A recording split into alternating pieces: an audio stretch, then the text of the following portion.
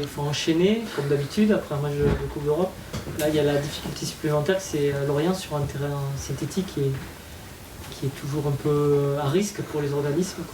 Est-ce que ça change un petit peu la donne par rapport à d'habitude? Pas forcément. On sait qu'après, il y a une trêve, donc on a encore un petit coup de collier à mettre.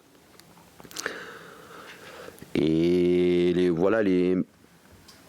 derniers matchs, malgré l'accro de Nice, ont fait que ça nous a aussi donné beaucoup de confiance dans notre potentiel. Ça valide aussi le travail qui a été effectué en préparation. Et je crois qu'on l'a encore vu hier soir. Aujourd'hui, Bordeaux, c'est tout sauf une équipe fatiguée. En revanche, le synthétique, est-ce que ça pose des problèmes pour ceux qui ont des problèmes de genoux dans votre équipe, et vous en avez? De moins en moins. De moins en moins. Donc on va faire le point avec les joueurs tranquillement et prendre des décisions cohérentes. Lorient n'est pas facile à jouer chez elle. Il y a le meilleur preuve est qu'elle a battu Angers. C'est la seule équipe qui soit imposée sur son terrain contre Angers, qui va gagner partout. Et je veux dire que ça implique que c'est pas facile à gagner. Ça montre que Angers n'est pas habitué aussi à jouer sur le synthétique. Vous allez vous entraîner dessus, comme parfois. Oui.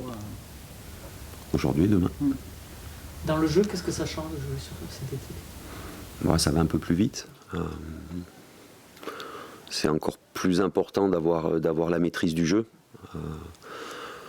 Donc les choix aussi seront faits dans cette optique-là pour essayer d'avoir la maîtrise sur le match. Est-ce que vous êtes à l'abri d'une rechute façon? Non, on n'est jamais à l'abri. On n'est jamais à l'abri. Et comment on fait pour anticiper?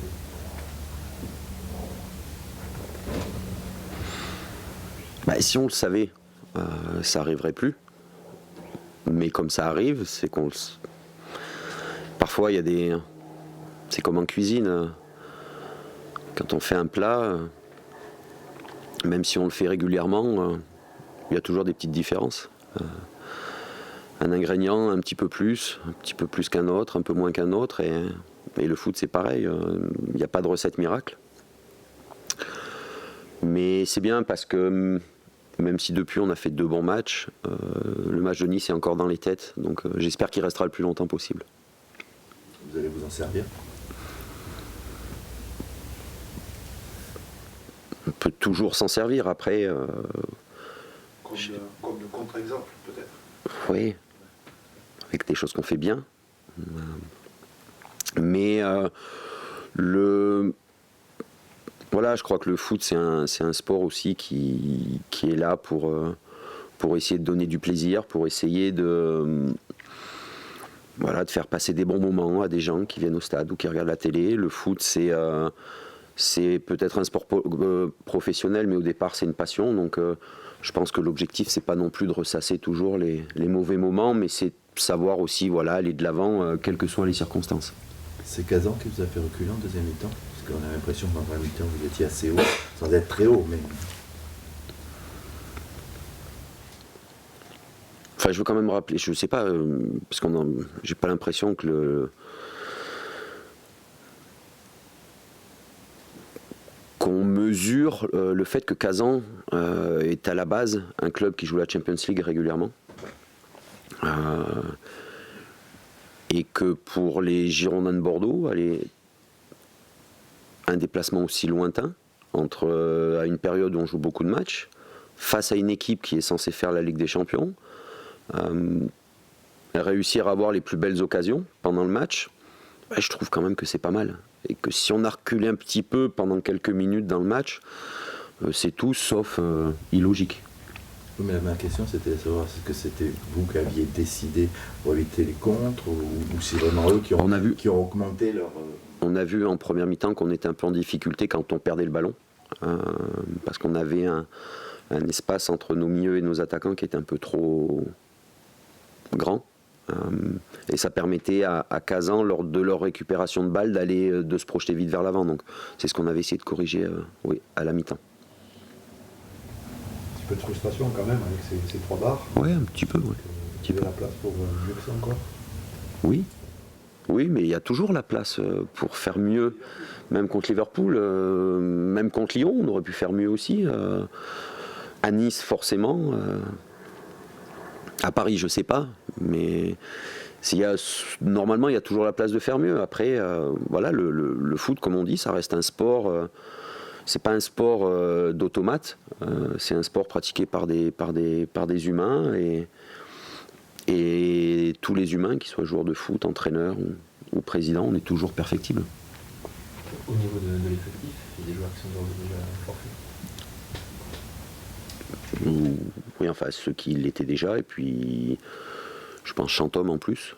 Voilà. Il y a eu le bon retour de Jussier.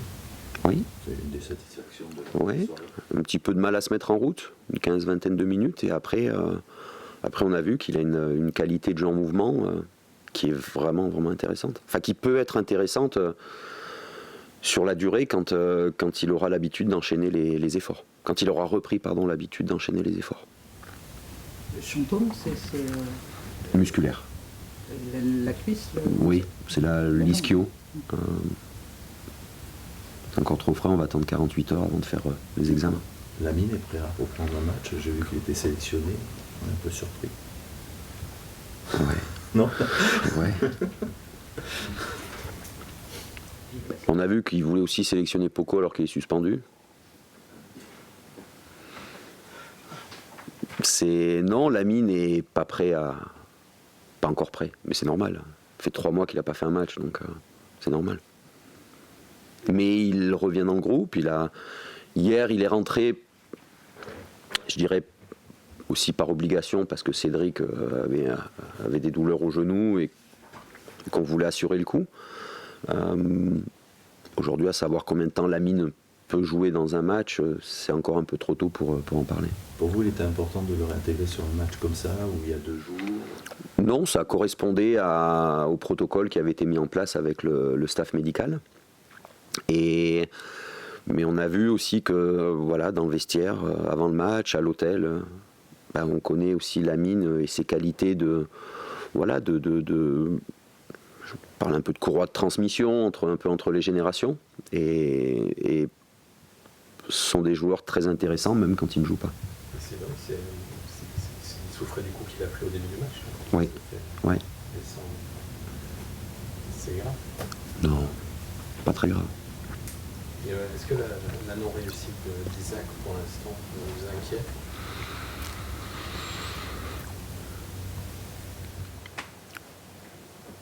Oui et non.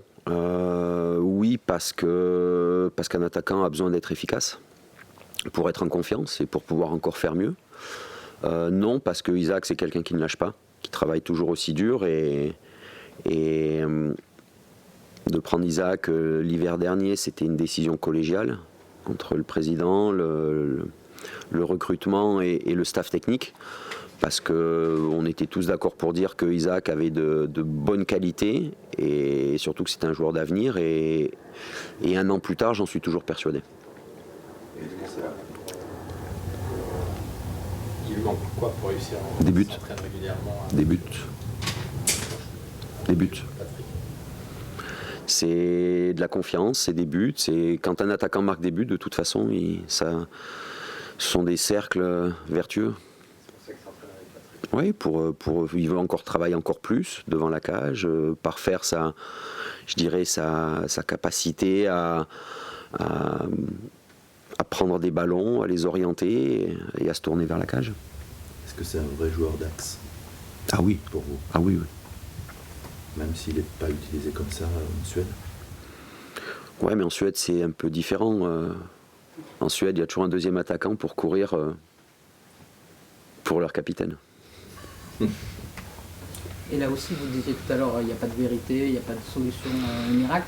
Mais c'est vrai que, est-ce que vous posez la question à chaque fois, lui donner du temps de jeu, et s'il n'y a pas ce but, il va toujours pas gagner cette confiance, il peut un peu plus gamberger. Et si on ne le fait pas jouer, il ne la gagnera pas, la confiance. Voilà. Donc, à chaque fois, donc j'espère qu'à Lorient, ça sera le début de quelque chose de bien.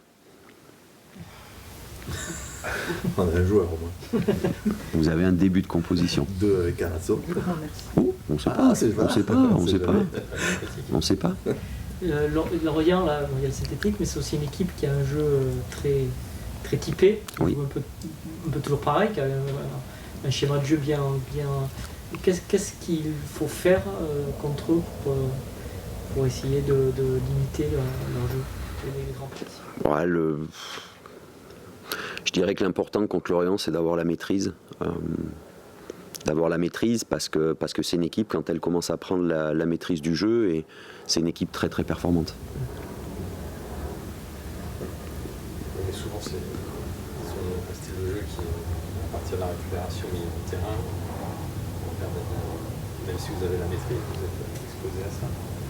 Oui, La récupération et contre-attaque extrêmement rapide. oui, aussi. C'est pour ça que c'est une équipe difficile à jouer, qui plus est chez elle. C'est une équipe qui a gagné à Monaco, je crois, cette année. Oui. Donc ça veut dire que c'est une bonne équipe du championnat de France. On n'en parle pas souvent parce qu'il y a peut-être d'autres clubs, je dirais, un peu plus glamour dans l'esprit des gens. Mais Lorient, avec leurs moyens, c'est un club qui a de très bons résultats, qui s'accroche, qui travaille et qui développe souvent un jeu intéressant, très intéressant même. En parlant de glamour, justement, la semaine française n'a pas trop été, la semaine européenne, oui, à part Bordeaux et Saint-Germain. Tous les autres ont soit été battus chez eux, soit tenus en échec. Comment vous jugez cette semaine européenne sur le plan français? Il y a eu des périodes plus fastes. Oui, mais il y a eu des périodes plus négatives aussi. Aucun club n'est éliminé. Après, voilà, il y a des... On a pu voir, même si j'ai pas vu leur match, sur ce que j'ai pu entendre, c'est que Marseille a énormément manqué de réussite. Même l'entraîneur de Liberec le disait après le match, que le ciel était avec eux.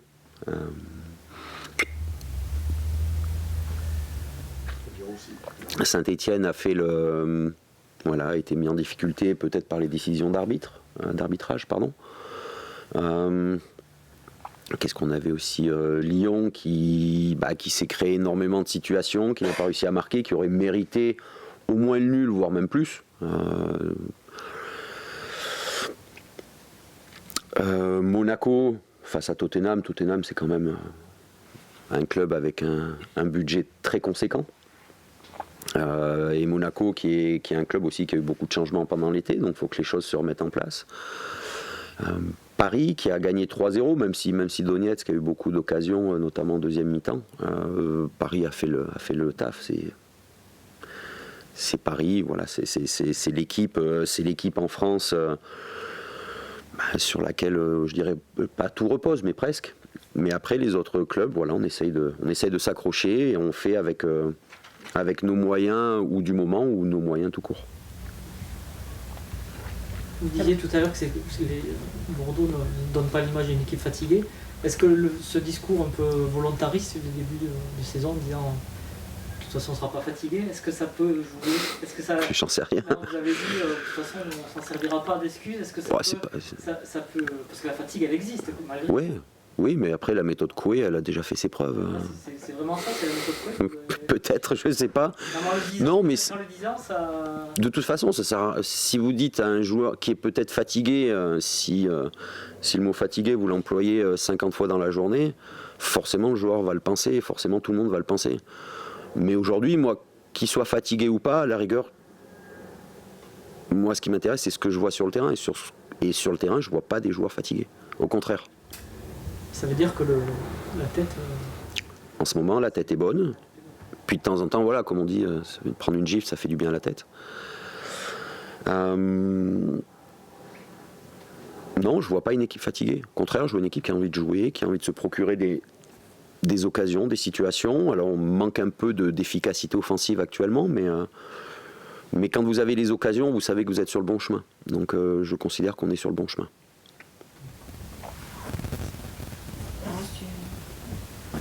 Merci. C'est étonnant, je pensais que j'allais avoir une question sur...